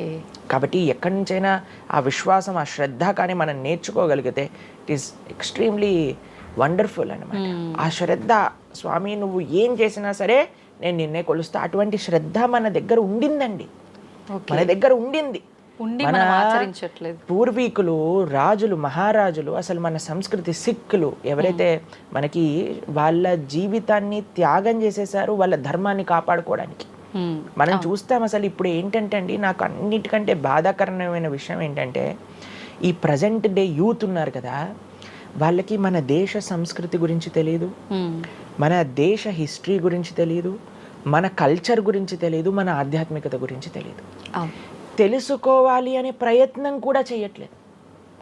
ఎవరు అసలు దేశాన్ని కాపాడాలనుకుంటుంది? అసలు మన పూర్వీకులు మనకి ఎలాంటి సంపత్తిని ఇచ్చారు? ఏవో టీవీలలో వచ్చే చెత్త ప్రోగ్రాములు చూడటము, టైం వేస్ట్ చేసేయటము. ఇప్పుడు మాకు చెప్తున్నారు ఎవరో బిగ్ బాస్ అనేదో ప్రోగ్రామ్ వస్తుందట. జనాలందరూ అసలు ఏమొస్తుంది చెప్పండి? మన జీవితంలో ఏదైనా మార్పు కలగలచ్చా? మనకి లేదు. ఎవడో ఒకటి చోట వాడు డబ్బులు సంపాదించుకుంటూ వాడు చేసే చెత్త పనులన్నీ మనం చూస్తూ ఉంటే, మనం వింటూ ఉంటే, దాని తర్వాత చూస్తే పర్వాలేదు. ఆ వ్యక్తుల పట్ల అపరిమితమైన ప్రేమను పెంచుకొని, ఒకళ్ళు నాకు ఈ మధ్య ఎక్స్ప్లెయిన్ చేస్తున్నారనమాట, ఒక్కొక్కళ్ళకి ఆర్మీ అని తయారైపోయి వేరే వాళ్ళని దూషించటం, వేరే వాళ్ళని తిట్టడం. ఈ సమాజం ఇలా ఉంటే నీకు ఒక బిగ్ బాస్ అనే ఒక టైం వేస్టర్ని కావాలి, అది అయిపోగానే IPL అనే ఒక టైం వేస్టర్, దాని తర్వాత నెట్ఫ్లిక్స్, అమెజాన్ ప్రైమ్, ఇవన్నీ ఎప్పుడు ఉన్నాయి. మనకి నిజంగా మేము కొన్నిసార్లు యూత్ని కలిసినప్పుడు అడుగుతామండి, అరే మన దేశ రాజకీయాల గురించి తెలుసా అని అంటే, తెలుసండి. ఎవరి దగ్గర నుంచి తెలుసుకున్నావు అని అంటే ఒక యూట్యూబర్ పేరు చెప్తారు. ఆ యూట్యూబర్ ఏమో ఎక్కడో వేరే దేశంలో కూర్చొని మన సంస్కృతిని, మన రాజకీయాల్ని ఎలా ఒక వేరే దిశగా నడిపిస్తుంటారు. వాడివన్నీ వింటూ వీళ్ళు ప్రభావితం అయిపోతారు అనమాట. కానీ ఏంటి అసలు మన సంస్కృతి అంటే ఏంటి, మన ధర్మం అంటే ఏంటి? అసలు కొద్దిసం భగవంతుడు చాలా దూరం అనుకోండి, కనీసం మన భారతీయత అంటే ఏంటో కూడా తెలియదండి అసలు ఇలాంటి పిల్లలకి. ఈ మధ్యలో పిల్లల్ని మర్చిపోకండి. పేరెంట్స్ ఎంతమంది దృష్టి చూపిస్తున్నారు చెప్పండి? చాలా తక్కువ మంది ప్రభుజీ. ఎప్పుడు చూడు ఏ సినిమాకి వెళ్దామా, ఏ సీరియల్ చూద్దామా, ఏ రియాలిటీ షో చూద్దామా, ఏ మూవీ సిరీస్, వెబ్ సిరీస్ కొత్తగా రిలీజ్ అయిందా, ఏ ఇన్స్టాగ్రామ్లో వీడియోస్ చూద్దామా, ఇలానే ఉండిపోతే మన దేశం ఎటు వెళ్తుంది, మన రాజ్యం ఎటు వెళ్తుంది, మన సంస్కృతి ఎటు వెళ్తుంది ఒకసారి చెప్పండి. కాబట్టి భక్తి అనేది ఒక ప్రస్తుత సమాజంలో అర్థం చేసుకోవటము అనేది, ఎప్పుడైతే ప్రతి ఒక్కళ్ళు తమ దగ్గర ఉండే సమయాన్ని వెచ్చిస్తారో, ఎప్పుడైతే నేను తెలుసుకోవాలి అనే ఒక ఇచ్చ మనసులో ఉంటుందో, అప్పుడు మాత్రమే తెలియపడే ఒక అద్భుతమైన జ్ఞానం అండి అది. తత్విద్ధి ప్రణిపాతేన పరిప్రశ్నేన సేవయా అని కృష్ణుడు భగవద్గీతలో చెప్పారు. ఆధ్యాత్మిక జ్ఞానం అంటే ఎలానో అలా తెలుసుకోలేమండి. దానికి సమయాన్ని వెచ్చించాలి, దానికి ఇంట్రెస్ట్ మన లోపల కలిగి సమయాన్ని తీసుకోవాలి. అరే మనకి బిగ్ బాస్ చూడటంలో ఉన్నంత ఇంట్రెస్ట్ టైం, IPL మ్యాచ్లలో చూడడానికి ఇంట్రెస్ట్ టైం, వెబ్ సిరీస్ చూడడానికి ఉన్న ఇంట్రెస్ట్ టైం, ఒక గీతా భాగవతం వినడానికి మనం టైం పెడుతున్నామా? లేదు, అసలు అట్లాంటి ఆలోచనే రావట్లేదు కదా. మరి భక్తి అంటే ఏంటి, భగవంతుడు అంటే ఏంటి, భగవంతుడు మనకి ఏం చేస్తున్నాడు, ఇవన్నిటికీ సమయం వెచ్చించాలి కదండి. కాబట్టి అందుకే మనం ఎప్పుడు చెప్పేది, ఒక భక్తుడు అనేవాడు అన్నిటికంటే అదృష్టవంతుడు. ఎవరికైతే భగవంతుడి యొక్క కృప అనుభవంలోకి వస్తుందో, అటువంటి అనుభవం కానీ మనం పొందాలి అని అనుకుంటే మనం సమయాన్ని కేటాయించాలి. ఇది చాలా ముఖ్యమైన విషయం. అయితే మనం ఆధ్యాత్మిక ప్రయాణం మొదలు పెట్టాలి అంటే ముందుగా చేయాల్సిన పని, మొట్టమొదటి అడుగు ఆధ్యాత్మిక ప్రయాణం ముందు పెట్టాలి అని అంటే ఇన్స్టాగ్రామ్, వాట్సాప్ని తగ్గించాలి. ఓకే.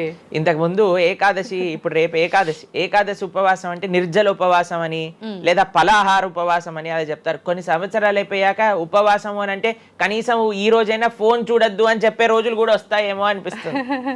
ఎందుకంటే ప్రతిసారి కూడా అడిక్టెడ్ జనాలందరూ కూడా వాట్సాప్ వీడియోలు, స్టేటస్లు, ఇన్స్టాగ్రామ్, యూట్యూబ్, టీవీ, వీటితో అడిక్ట్ అయిపోయి ఎంత సమయాన్ని వెచ్చిస్తున్నారు. అసలు మీరు అన్నట్టుగా జపం చేయడానికి అడుగురా అంటే జపం చేయడానికి సమయం లేదంటారు, వాట్సాప్ స్టేటస్ మాత్రం చూడడానికి సమయం ఉంటుంది. ఎంత విచిత్రం చెప్పండి. కాబట్టి మనము చాలా జాగ్రత్తగా మొట్టమొదటి అడుగు ఏంటి అని అంటే మనం చెయ్యకూడని విషయాలు పక్కన పెట్టడం. ఏంటి? అక్కర్లేని విషయాలు వినటం, అక్కర్లేని విషయాలు మాట్లాడటం, అక్కర్లేని విషయాల గురించి ఆలోచనలు చేయటం. వీటన్నిటిని పక్కన పెట్టి 4 నియమాలు చెప్పారండి మన శాస్త్రంలో భక్తిలో ముందుకెళ్ళడానికి, ధర్మ మార్గంలో ముందుకెళ్ళడానికి. మద్యం పానం శ్రియాసూన యథా అధర్మశ్చ చతుర్విధం అని భాగవతం చెప్తుంది. 4 రకములైన తప్పుడు అలవాట్లను మనం నిషేధన చెయ్యాలట. ఏంటి ఆ 4? మద్యము అని అంటే మద్యాన్ని సేవించటం, ఎనీ టైప్ ఆఫ్ ఇంటాక్సికేషన్ అని అనుకోండి, సిగరెట్లు కానీ, మందు కానీ, గుట్కా, మానిక్ చంద్, పాన్, ఇంకేమంటారు టొబాకో, ఇవన్నీ డ్రగ్స్, ఇవన్నీ అసలు చెప్తూ ఉంటే మిగతా ఎనీ కైండ్ ఆఫ్ ఇంటాక్సికేషన్ దీన్ని పక్కన పెట్టాలి. ఓకే, మనం భక్తి మార్గంలో ముందుకెళ్ళాలి అని అంటే చెప్తున్నాను. 2 మద్యం పానం శ్రియ అసూన. జూదము ఇంతకుముందు జూదం ఆడుతూ ఉండేవారు, మనకు తెలుసు పాచికలాట అని అనేవారు. మహాభారతంలో యుధిష్ఠిర మహారాజు గారు ఆడినప్పుడు ఏమైంది వాళ్ళ జీవితంలో మనందరికీ తెలుసు. ఎన్ని కష్టాలు పడాల్సి వచ్చింది, ఆస్తంతా వెళ్ళిపోవాల్సి వచ్చింది, అరణ్యానికి పాలవ్వాల్సి వచ్చింది. చాలా మంది అడుగుతారు ఎందుకు మహాభారతం యుధిష్ఠిరుడు ఆడాడు? ఆయన ఆడి చూపించారు, అయ్యా ఆడితే ఈ పని అవుతుంది. మనందరికి ఎగ్జాంపుల్ సెట్ చేయడానికి ఆయన చేశారు. సరే, ఆయన చేసింది తప్ప కదా, ఆయన ఏం అనుభవించారో తెలుసు కదండి, మనం ఎందుకు చెయ్యాలి ఆ పని? ఇప్పుడు జూదం యొక్క విపరీతమైన కాన్సిక్వెన్సెస్ తెలుసా అండి. ఇప్పుడు బెట్టింగ్ గేమ్లని, IPL మ్యాచెస్ కి బెట్టింగ్స్ అని, లేదా ఏది వస్తే దానిపైన బెట్టింగ్లు పెట్టడం, అవి ఇవి ఎన్ని అప్లికేషన్స్ తయారైపోయి ఎన్ని ఒక యువతని ఒక తప్పుడు మార్గంలో పెట్టడానికి. అసలు మాకు అప్పుడప్పుడు మేము యూట్యూబ్ చూస్తాం కదండి ప్రవచనాలు వినడానికి, మా గురువు గారి ప్రవచనాలు వినడానికి మేము చూస్తుంటాం అనమాట. అప్పుడు వస్తుంది రమ్మీ సర్కిల్ అని యాడ్ వస్తుంది అనమాట. ఇప్పుడు పేరు చెప్తున్నారు ఎందుకు ప్రభుజీ అని మీరు అనుకోవచ్చు, ఎందుకంటే పెద్ద పెద్ద సినిమా యాక్టర్స్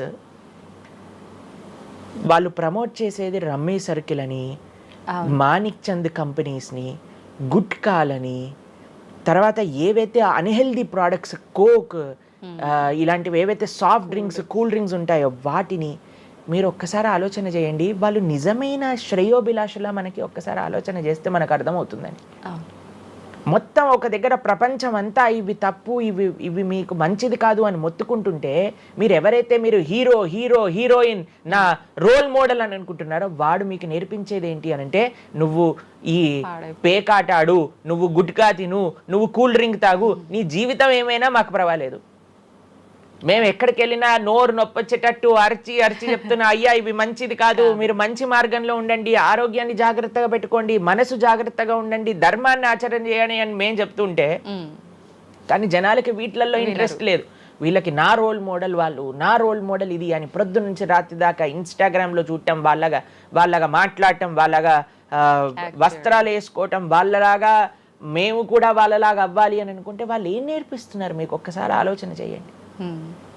ఎంతమంది దేశంలో ఉండే యువత మొత్తం కూడా తప్పుడు మార్గంలోకి వెళ్తే మన భారతదేశ భవిష్యత్తు ఏం కావాలో ఒకసారి చెప్పండి. కాబట్టి ఫస్ట్ ఏమన్నా మనం ఇంటాక్సికేషన్, సెకండ్ గ్యాంబ్లింగ్ అని అంటారు, జూదం, ఏ ప్రకారమైన జూదమైనా సరే దాన్ని పక్కన పెట్టాలి.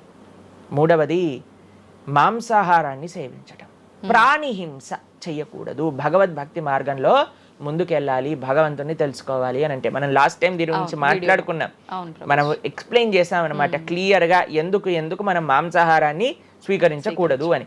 అది భౌతికంగా మనకి మంచిది కాదు, ఆరోగ్యరీత్యా మంచిది కాదు, ఎమోషనల్గా మంచిది కాదు, ఎన్వైరన్మెంటల్గా మంచిది కాదు, స్పిరిచువల్గా మనకి మంచిది కాదు అని ఈ రీజన్స్ అన్ని చెప్పాం. అయితే నిన్నటి రోజున మాకు ఆ వీడియో పంపించారనమాట. సరే ఏమున్నాయి అబ్బా కమెంట్స్లో అని చదువుతుంటే చాలా మంది అన్నారు, రోజు ఈ వీడియో చూడటం వల్ల మేము మాంసాహారం తింటాం మానేసాము, మాకు క్లారిటీ వచ్చిందని చాలా కమెంట్స్ ఉన్నాయి. కొంతమంది ఏం రాశారు తెలుసా అండి, మరి ప్లాంట్స్కి, మరి ఆకుకూరలకి, తర్వాత మనం పండించే మొక్కలకు కూడా ప్రాణం ఉంది కదా అని. మీకు ఒక విషయం చెప్తాను, చాలా మంది ఈ ఆర్గ్యుమెంట్స్ చెప్తారండి, నాన్ వెజిటేరియన్ మానేసేయండి అని అంటే, మరి మీరు జీవహింస చేయట్లేదా, మీరు కూడా మొక్కల్ని కట్ చేస్తున్నారు కదా అని అడుగుతారు.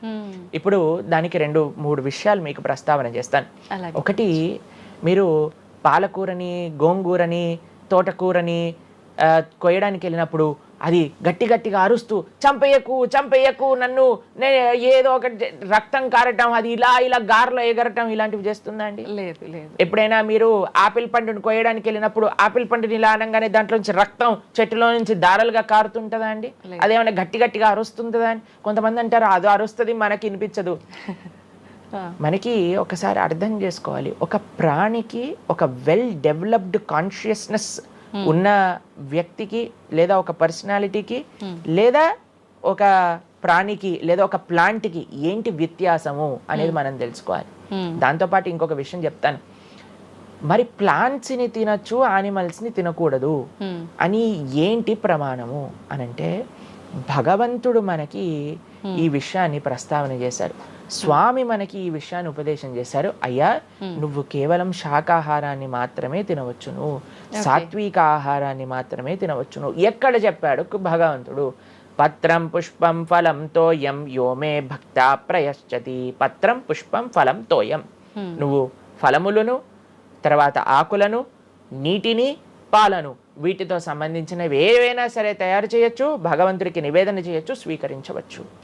కాబట్టి మన శాస్త్రములు దేన్నైతే యాక్సెప్ట్ చేశాయి, ఇప్పుడు చెప్పాయనుకోండి, సరే ఈ ప్లాంట్స్లలో కూడా ప్రాణం ఉందయ్యా, ప్లాంట్స్ కూడా తినకు అని అంటే ఏం చేస్తామండి? గాలిని పీల్చుకుంటామా? సన్లైట్ తో బతుకుతామా మనం? ఏమన్నా ప్లాంట్స్ బతికినట్టుగా? అవును, ఏదో ఒకటి కావాలి కదా ఆహారం.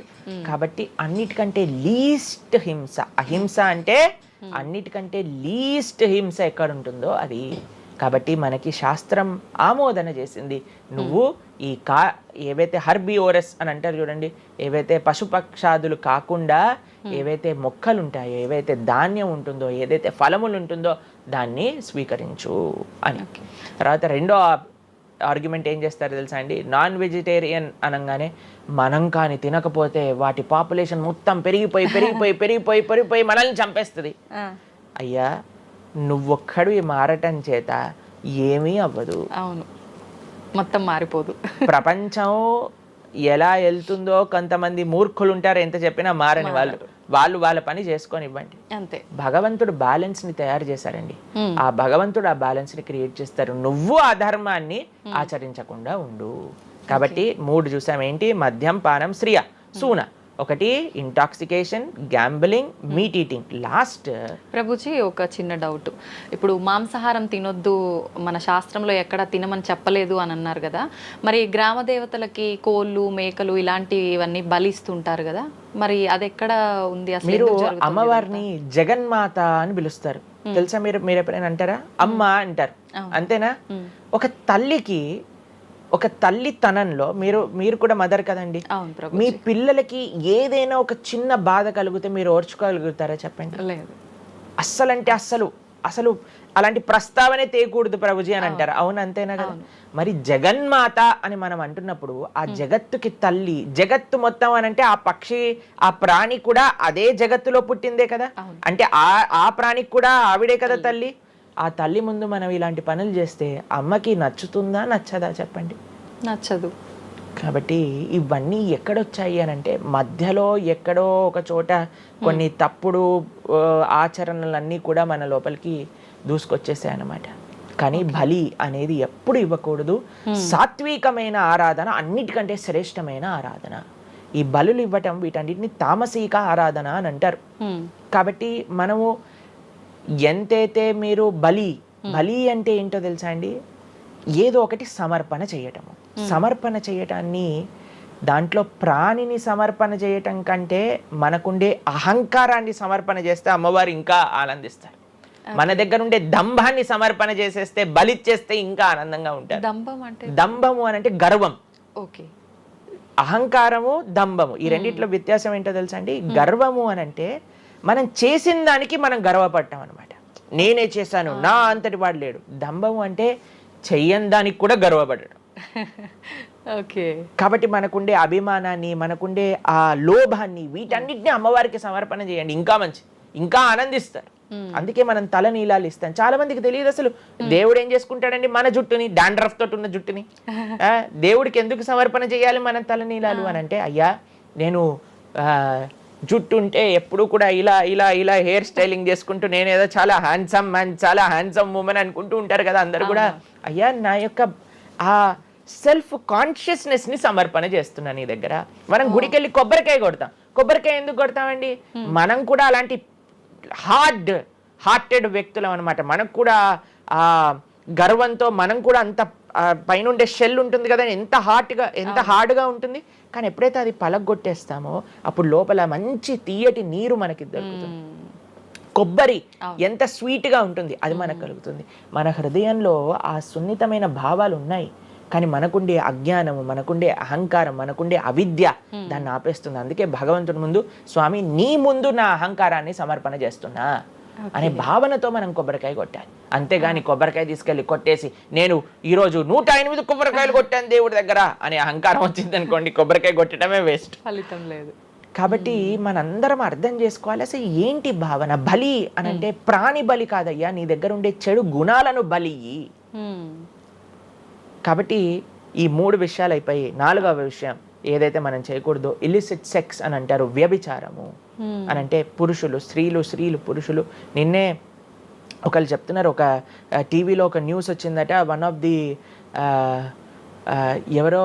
ఆఫ్ ది మోస్ట్ ఫేమస్ యాక్టరో లేదా ఇంకెవరో వాళ్ళ హస్బెండ్ని వేరే స్త్రీలతో పాటు పట్టుకున్నారు అని మాకు ఒక న్యూస్ నిన్న ఒకళ్ళు చెప్తున్నారు అనమాట. అంటే వాళ్ళు ఏం చెప్పారంటే, నాకు ప్రభుజీ సమాజంలో ఇలాంటివి ఎన్నో కేసులు వస్తున్నాయి ప్రభుజీ, ఈ మధ్యలో న్యూస్లో ఇలాంటివి అయితే తరచుగా మనం చూస్తూ ఉన్నాము, కాబట్టి ఈ సమాజం ఎటువైపు వెళ్తుందో తెలియట్లేదు ప్రభుజీ అని అంటే మేము వాళ్ళకి చెప్పాం, సమాజాన్ని ఎందుకు ఇటువైపు నడుస్తుంది అని అంటే మనం చూపించే విషయాలు అలా ఉన్నాయి, చూపించే సినిమాలు అలా ఉన్నాయి, చూపించే సీరియల్ అలా ఉన్నాయి, చూపించే ఆదర్శమైన వ్యక్తులు అలా ఉన్నారు. మనం ఎవరైతే హీరోలు అనుకుంటున్నామో వాళ్ళు ప్రొద్దున లేస్తే విడాకులు తీసుకొని ఇంకొకరిని పెళ్లి చేసుకొని, విడాకులు తీసుకొని ఇంకొకరిని పెళ్లి చేసుకొని, ఇలాంటివి చూస్తుంటే మనం కూడా అది నార్మలైజ్ అయిపోయింది మన భారతీయ సంస్కృతిలో. కానీ ఎక్కడైతే ధర్మం ఉంటుందో, రాముడు ఆదర్శంగా ఉన్న వ్యక్తి ఎప్పుడు అలాంటి తప్పు చేయలేదండి. ఎందుకంటే రాముడు ఏకపత్ని వ్రతుడు. ఎంత కమిట్మెంట్ ఉండాలి భార్య పట్ల, భర్తకు కూడా అలానే అండి. ఇప్పుడు ఒకళ్ళు తప్పు అంటే, ఇప్పుడు చాలా మంది అనుకుంటారు ఇది ఎత్తి పురుషులకే వర్తించింది అని. పురుషులకు ఎంతైతే వర్తిస్తుందో అంతే స్త్రీలకు కూడా వర్తిస్తుంది, స్త్రీలకు ఎంతైతే వర్తిస్తుందో అంతే పురుషులకు కూడా వర్తిస్తుంది. కాబట్టి ఈ 4 చాలా జాగ్రత్తగా ఉండాలి. పరస్త్రీ సంఘము, పరపురుష సంఘం, వీటి నుంచి చాలా జాగ్రత్తగా ఉండాలి. ఈ 4 కానీ మనం ఆచరించగలిగితే మన జీవితంలో, చెయ్యకూడనివి 4, చెయ్యాల్సినవి 4. ఇప్పుడు మనం చెయ్యకూడనివి 4 గురించి విన్నాం కదా, చెయ్యాల్సిన 4 ఏంటో ఒక నిమిషంలో చెప్పేస్తా. మంచి భక్తుల యొక్క సాంగత్యం, మంచి పుస్తకాలు చదవటం, భగవన్నామాన్ని జపం చేయటం, మంచి ఆహారాన్ని స్వీకరించటం. ఈ 4 చేస్తే మనం డైరెక్ట్గా భగవంతుడి యొక్క శ్రీచరణాల దగ్గర ఉంటాం అనమాట. ఓకే, ఇవన్నీ జరగాలి అని అంటే మనం ఆధ్యాత్మికం వైపు మన మనసును మళ్ళించాలి. మనకి ఆధ్యాత్మికము అవసరము అని మనం తెలుసుకోవాలి. ఎప్పుడైతే తెలుసుకుంటామో మనం సమయాన్ని ఇవ్వగలుగుతాం. ఓకే ప్రభుజీ, జపం అని అంటుంటారు, నిజంగా జపం అంటే ఏంటి ప్రభుజీ? ఏ విధంగా జపం చేయాల్సి ఉంటుంది? జపము మనకి కలియుగంలో తరించడానికి మార్గం. కృతేయ ధ్యాయతో విష్ణుం త్రేతాయాం యజతోమకై ద్వాపరే పరిచర్యాయాం కలో తత్ హరికీర్తనం అని చెప్పారు. భగవంతుడి యొక్క నామ జపం అత్యంత శ్రేష్టమైనది. కృష్ణుడు భగవద్గీతలో ఏం చెప్తారో తెలుసా అండి, అన్నిటికంటే గొప్ప యజ్ఞం, యజ్ఞములలో నేను ఒక యజ్ఞాన్ని అని చెప్తారు. ఏ యజ్ఞం తెలుసా? యజ్ఞానాం జప యజ్ఞోస్మి అని భగవంతుడు చెప్తారు. అన్నిటికంటే గొప్ప యజ్ఞం జపం చేయడం అనమాట. ప్రతిరోజు జపం చేయాలి. మనందరం మేము ప్రతిరోజు 2 గంటల పాటు జపం చేస్తాం ప్రొద్దున పూట. ఏంటి జపం చేయాలి? భగవన్నామాన్ని జపం చేయాలి. భగవన్నామము అత్యంత సులభంగా మనల్ని భగవంతుడి యొక్క కృపని తెచ్చిపెడుతుంది, భగవంతుడి యొక్క రియలైజేషన్ మనకిస్తుంది అనమాట. అందుకే హరిర్నామ హరిర్నామేవ కేవలం నాస్తేవ గతిరన్యదా అని చెప్పారు. అన్నిటికంటే శ్రేష్టమైనది ఎటువంటి రూల్స్ అండ్ రెగ్యులేషన్స్. ఇప్పుడు కొంతమంది అనుకుంటారు జపం అంటే చాలా రూల్స్ ఉండాలి, అది చేయాలి ఇది చేయాలి అని.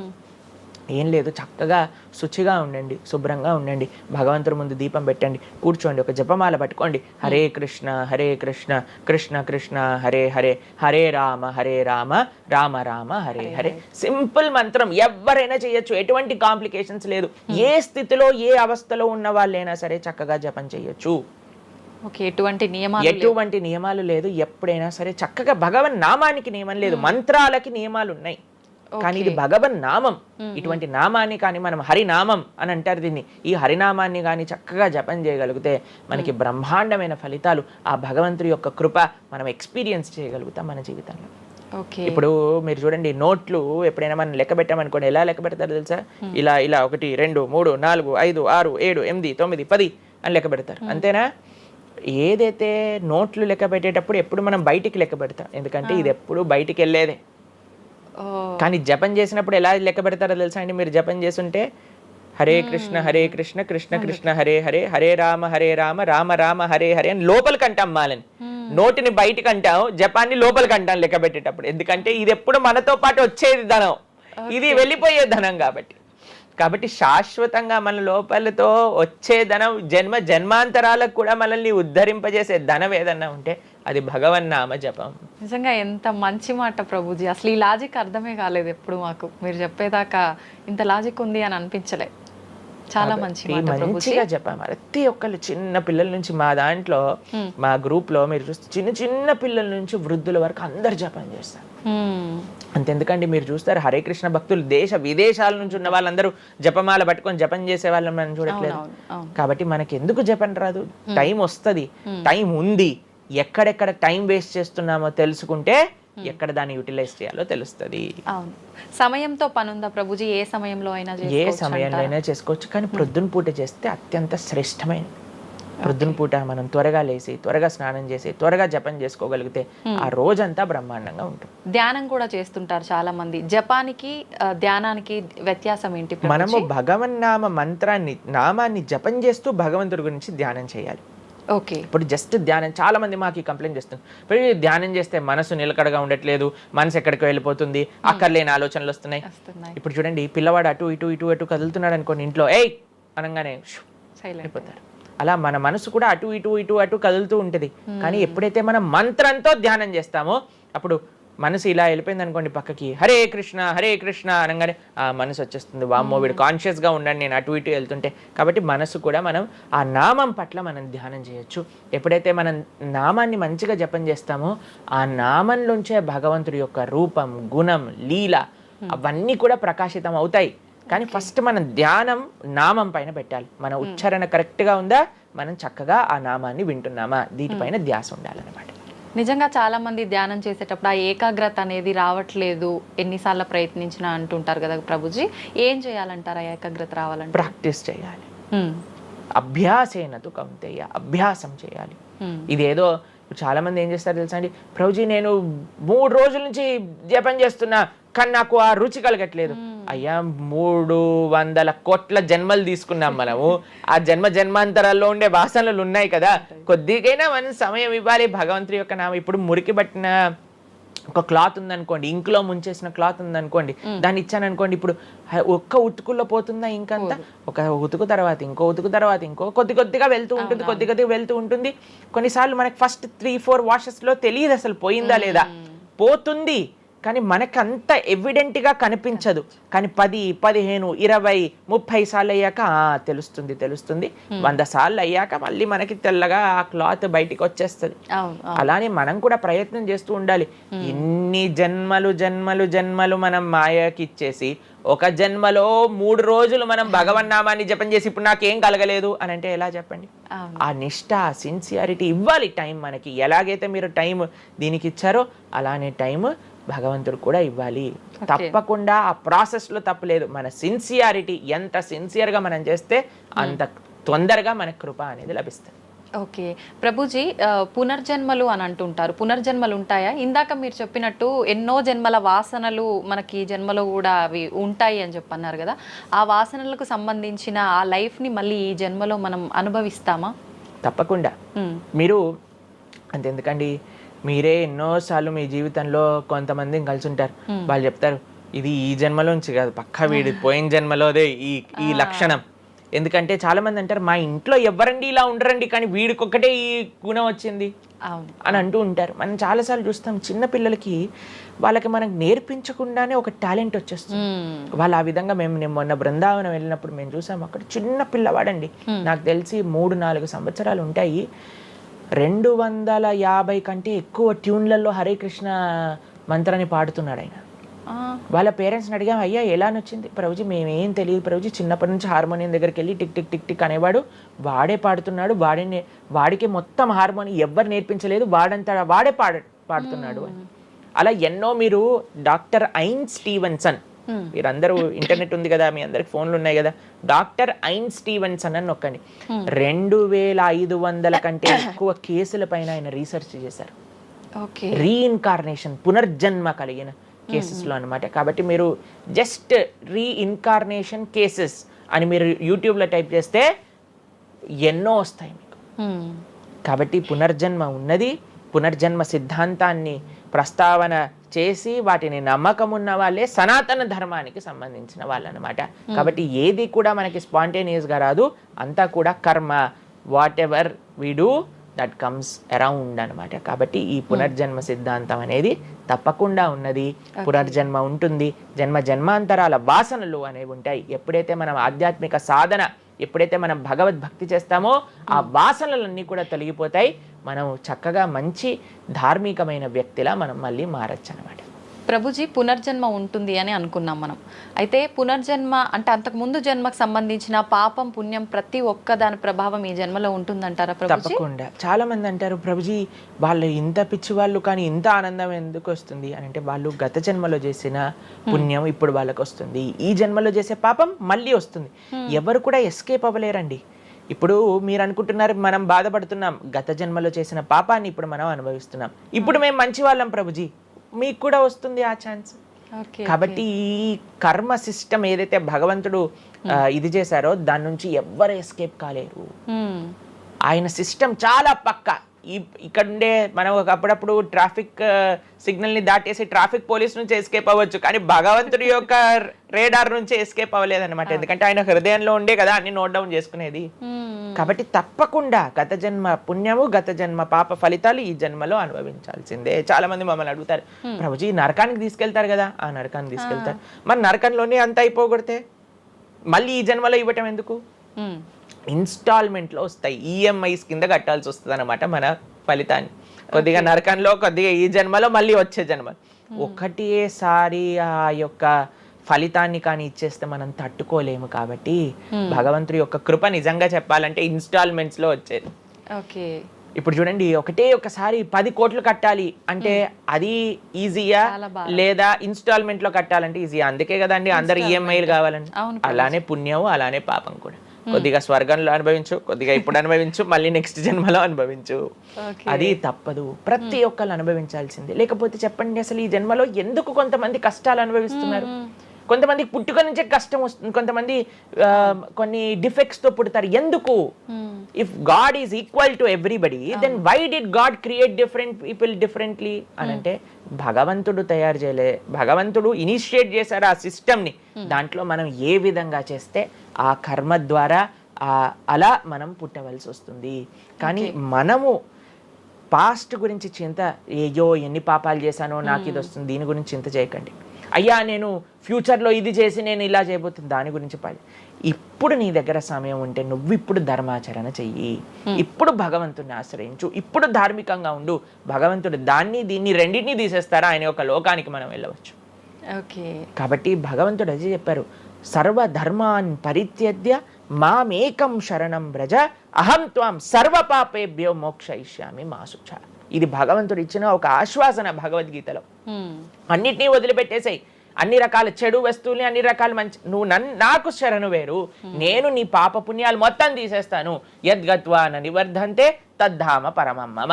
భగవంతుడి దగ్గర నుంచి చేరుకున్నాం అనుకోండి, మళ్ళీ ఈ ప్రపంచంలో ఈ యొక్క కష్టాలు ఉండే ఈ నేలపైన మళ్ళీ రావాల్సిన అవసరం లేదు. స్వామితో బ్రహ్మాండంగా స్వామి యొక్క సేవలో సుఖంగా ఉండొచ్చు మరి. ఓకే, అయితే ప్రభుజీ చాలా మంది చెప్తుంటారు, అన్ని అనుభవించండి తప్పదు అన్నప్పుడు ఎందుకు భగవంతుని ఆరాధన చెయ్యాలి అని. వాళ్ళందరికీ ఇది మంచి సమాధానం ప్రభుజీ. నిజంగా చాలా మంది ఇదే అంటుంటారు, అంతే కదండి, ఎంత భగవంతుని ఆరాధించినా ఈ కష్టాలు తప్పట్లేదు, అసలు లైఫ్ ఏం చేంజ్ అవ్వట్లేదు, మనశ్శాంతి లేదు, ఎందుకు అసలు ఆరాధించాలని చెప్పి అసలు భగవంతుని పూజించడం కూడా మానేస్తుంటారు. మళ్ళీ ఇప్పుడు ఆపేస్తే మళ్ళీ నెక్స్ట్ ఏంటి అని ఆలోచన చేయాలి. కాబట్టి ఇప్పుడుండే వాటితో మనం ఇది చేసామనుకోండి, ఆయంత ధర్మాచరణ కూడా ఆపేశారనుకోండి, ఇంకా ఆ పుణ్య పాప ఖాతాలు అలానే పెరిగిపోతూ ఉంటాయి. కానీ చివరికి వచ్చేది ఈ ప్రపంచంలోకే కదా. కాబట్టి మనకి చెడు చేయటం పనికిరాదు, కేవలం మంచి చేయటం కూడా పనికిరాదు. భగవద్భక్తి అన్నిటికంటే టాప్ మోస్ట్. కాబట్టి మనం ధార్మికంగా ఎంత భగవద్భక్తితో ఉంటే అది మనకి అంత మంచిది. ఓకే ప్రభుజీ, కర్మ సిద్ధాంతం అన్నారు కదా, అసలు కర్మ సిద్ధాంతం అంటే ఏంటి ప్రభుజీ? ఏం చెప్తోంది అసలు? మనం చెయ్యంది మనకి రాదు, మనం చేసింది తప్పకుండా మనకు వస్తుంది. ఇదే కర్మ సిద్ధాంతం. Every action has equal and opposite reaction. Okay okay.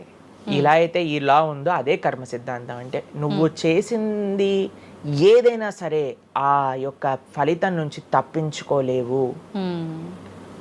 తర్వాత ఏదైతే నువ్వు చేసావో దాని నుంచి తప్పించుకోలేవు. మంచైనా చెడైనా మొన్న అయింది నీకు ఈ రోజు వస్తుంది, ఈ రోజు చేసిన దానికి రేపు వస్తుంది. ఇదే కర్మ సిద్ధాంతం అంటే.